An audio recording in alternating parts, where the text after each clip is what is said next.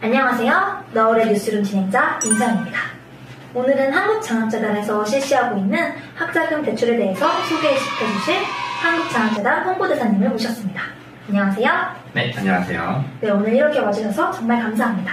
그럼 간단한 소개 먼저 부탁드려도 될까요? 네, 안녕하세요. 저는 너울대학교에 재학 중이고 앞서 말씀하셨던 것처럼 한국장학재단 홍보대사로 활동하고 있는 김은택이라고 합니다. 네, 반갑습니다. 그럼 우선 학자금 대출에 대해서 지원 대상과 지원 범위가 궁금한데요.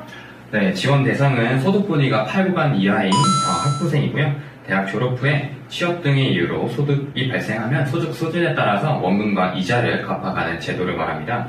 금리로는 변동금리가 적용되고요. 등록금 대출과 생활비 대출 이렇게 두 가지 유형으로 나눌 수 있습니다. 등록금 대출과 생활비 대출. 이름에서부터 차이가 나지만 정확히 어떤 차이가 나는지 혹시 알려주실 수 있으실까요? 네, 등록금 대출은 말 그대로 등록금에 대한 대출을 의미합니다. 이 부분에서도 등록금 전액과 등록금 일부 이렇게 두 가지로 나눌 수 있는데요. 일부만 대출받는 경우에는 대출 신청자가 계좌를 등록하고 한국장학재단에서 금액을 인수해서 이제 대출금과 합쳐서 이제 대학교로 납부하는 방식을 말합니다.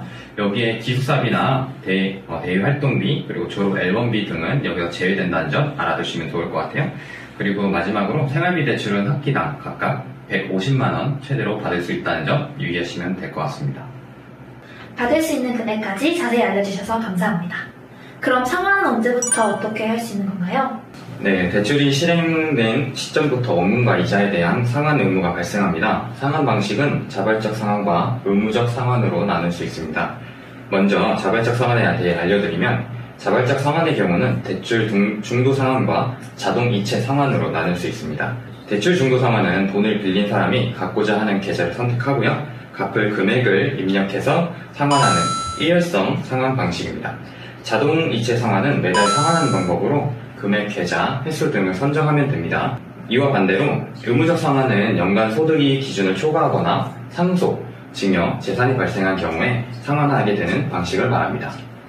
혹시 대출을 받은 채무자가 해야 될 의무사항도 있을까요? 네, 물론입니다. 채무자도 신고 의무를 갖고 있는데요. 신고 의무는 채무자 신고, 해외 이주자 신고 의무, 해외 유학생 신고 의무가 있습니다. 이 셋 중에서 해당하시는 신고 의무를 찾아서 한국장학재단에 신고하시면 될 것 같아요. 네, 그럼 지금부터 주제를 돌려서 장기 미성환자에 대해서 혹시 말씀해 주실 수 있으실까요? 네. 사실상 장기 미성환자에 대한 내용이 더 중요합니다. 네, 조금 더 시간을 내주셔서 정말 감사합니다. 그럼 우선 기본적으로 그 기준에 대해서 알려주실 수 있으실까요? 네, 보통 장기 미성환자는 크게 졸업 기준과 상환 기준 이렇게 크게 두 가지 유형으로 나눌 수 있습니다.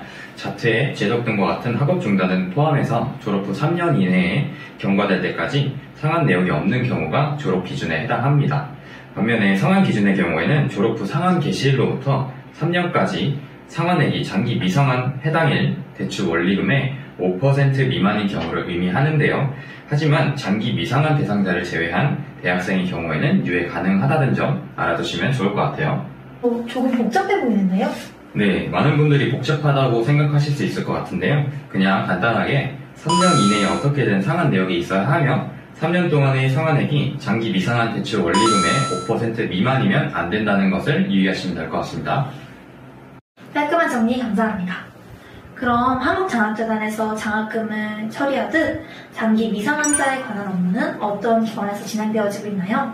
아무래도 다양한 기관에서 진행되어지고 있을 것 같은데요. 네, 맞습니다. 정확히 찝어주셨는데요. 장기 미성환자의 경우 한 기관이 아니라 두 기관에서 담당하고 있습니다. 바로 재단과 국세청이 여기에 해당하는데 아무래도 돈을 빌렸다가 갚는 형식이니 재단뿐만 아니라 국세청에서도 관리하고 있는 것으로 보입니다. 그렇군요. 하나하나 설명하기에는 시간이 너무 오래 걸릴 것 같으니 가장 중요한 것 몇 가지만 찝어주세요. 네. 우선 국세청이라는 단어가 정말 무섭게 느껴지시죠? 하지만 해당 일자의 대출 원리금 5% 이상을 상환했을 경우에는 국세청에서도 통보 대상자에서 제외시키니까요. 여러분들 너무 겁먹지 않으셔도 될 것 같습니다. 네, 덕분에 분위기가 조금 풀어진 것 같습니다. 네. 그럼 그럼 대상자는 국세청의 통보로만 그 사실을 알 수 있을까요? 그건 아닌데요. 한국장학재단 홈페이지에 들어가셔도 확인 가능하십니다. 깔끔하고 빠른 진행 감사합니다. 그럼 아쉽게도 오늘의 마지막 질문인데요. 그럼 국세청 통보 이후에는 어떻게 진행이 되나요? 네. 그 이후에는 장기 미상환자에 대한 재산 조사가 진행됩니다. 재산 조사요? 네. 해당 장기 미상환자에 대해 국세청에서 본인 및 배우자의 소득, 재산 등을 조사하는 그런 단계라고 보시면 됩니다. 그러면 재산 조사를 진행한 후에 절차가 따로 있을까요? 네, 절차가 좀 복잡하긴 한데요. 우선 재산 조사 후에 장기 미상환자의 소득으로 인정된 금액이 상한 기준 소득 인정액을 초과할 경우 의무 상한액 납부를 필요로 합니다. 다만 재산 등에서 부채를 차감한 순재산의 소득 인정액이 상한 기준 소득 인정액 이하임을 증명하는 경우에는 취업 후 학자금 상한특별법 제19조에 따라 제외됩니다. 그렇다면 한 가지 의문이 생기는데요. 재산 조사 전에 상환한 경우에는 어떻게 처리되나요? 네. 재산 조사 전에 상환할 때에는 국세청과 한국장학재단에서 자신들과 관련된 부분에 있어서 처리하는 걸로 그렇게 알고 있습니다. 네, 국세청. 다시 한번 들어도 정말 무서운 단어네요. 그리고 한마디만 덧붙여도 될까요? 네, 그럼 한마디 더 들어보고 오늘의 뉴스를 마치도록 하겠습니다. 네, 감사합니다. 재산 조사에도 불구하고 미납부할 때에는 미상환 대출 원리금 전액을 상환하셔야 된다는 점 꼭 유의하시길 바랍니다. 네, 감사합니다. 그럼 이렇게 해서 한국장학재단 홍보대사님이 알려주신 취업 후 상환 학자금 대출금에 대해서 알아보는 시간을 가졌습니다. 오늘 와주셔서 정말 감사합니다. 네, 감사합니다. 내용도 용어도 많이 어려웠을 텐데 끝까지 들어주셔서 너무 감사드리고요. 꼭 자세한 사항은 한국장학재단 홈페이지에 자세한 내용이 나와 있으니까 꼭 각자 들어가셔서 꼭 참조해 보시길 바랄게요. 네, 감사합니다. 여러분, 오늘도 너울 뉴스룸과 함께 해주셔서 정말 감사합니다. 더 나은 정보로 여러분에게 도움이 될 수 있는 너울 뉴스룸이 되도록 하겠습니다. 감사합니다.